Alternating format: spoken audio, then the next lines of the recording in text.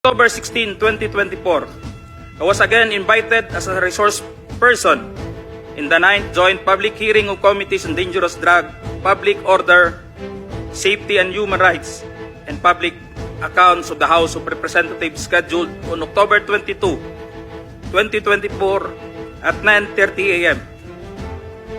I, together with other invited PNP personnel, attended the joint hearing in the House of Representatives.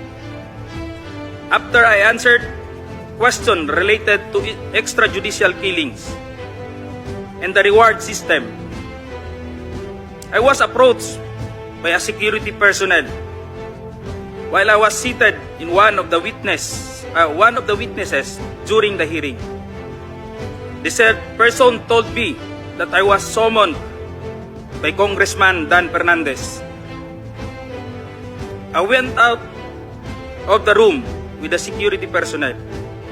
When we were outside, he told me to go to the left corridor and proceed straight to the end room. While walking, I saw other witnesses who were standing in the corridor, including my classmate, Major Portalesa and Captain Anova, who was wearing PNP uniform, and the latter acknowledged me by saluting. When I entered the room, I saw two lawyers of Police Colonel Garma standing inside the room. One of the lawyers approached me and then asked me what we are going to talk about. I said I do not know. After a while, Kong Dan Fernandez entered the room and he asked me to sit beside him on his right side. And then Kong Abante entered the room, sat far end of the chair on the right.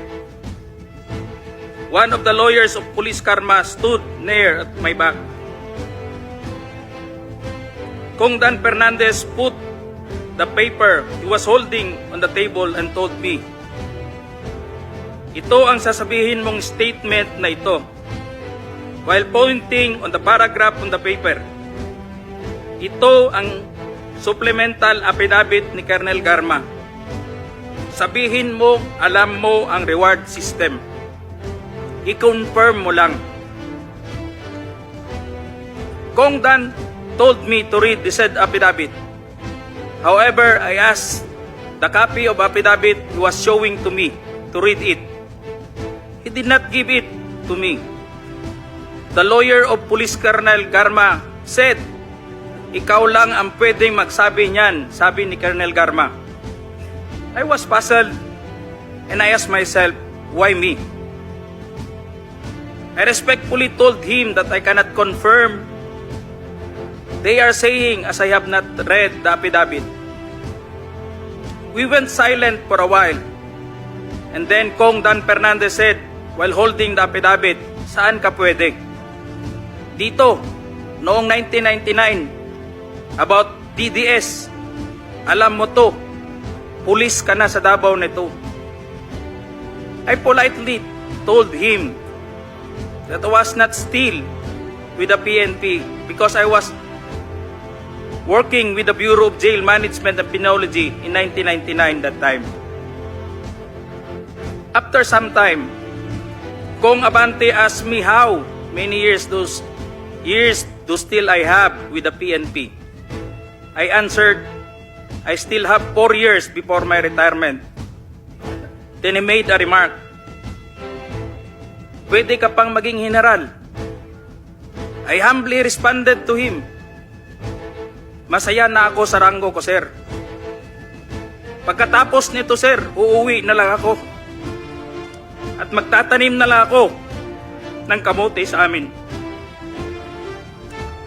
The cordial conversation between us continued, and I felt that they wanted me to convince me to do what they wanted me to do.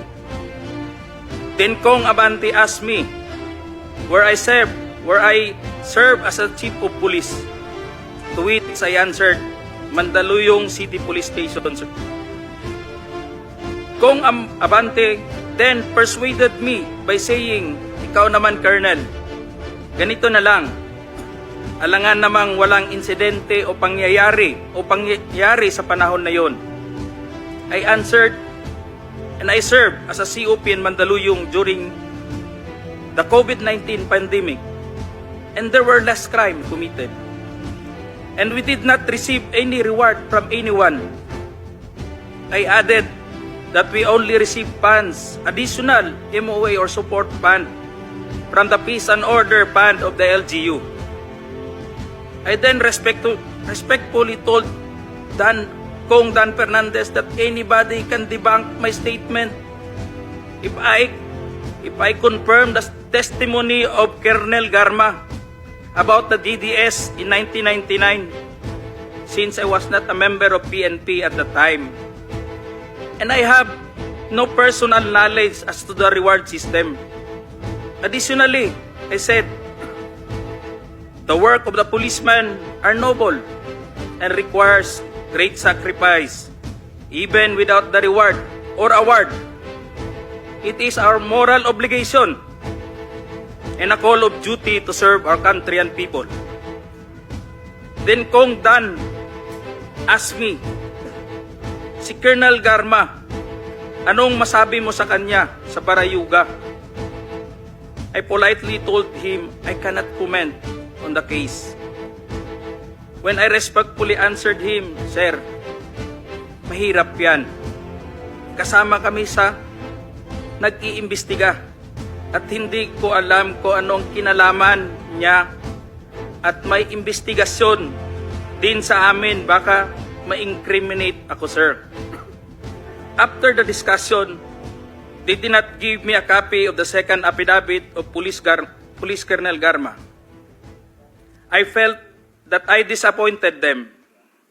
Kong Dan Fernandez and Kong Abante left the room, while I and the two lawyers of Police Colonel Garma stayed in the room for a while. I presume that they are about to present the second affidavit of Police Colonel Garma. I asked the two lawyers of Police Colonel Garma why they have chosen me. They did not answer me and just stared at me. And that I went back to the hearing room. When I went back to the hearing room, I immediately called the attention of Police Colonel Lito Patay, who were sitting behind the witness table. We proceeded at the back of the lobby area when they suspended the hearing. I confided and discussed to him what happened in the room with Kong Dan Fernandez and Kong Abante and the two lawyers of Police Colonel Garma. That's all, Mr. Chair. Thank you.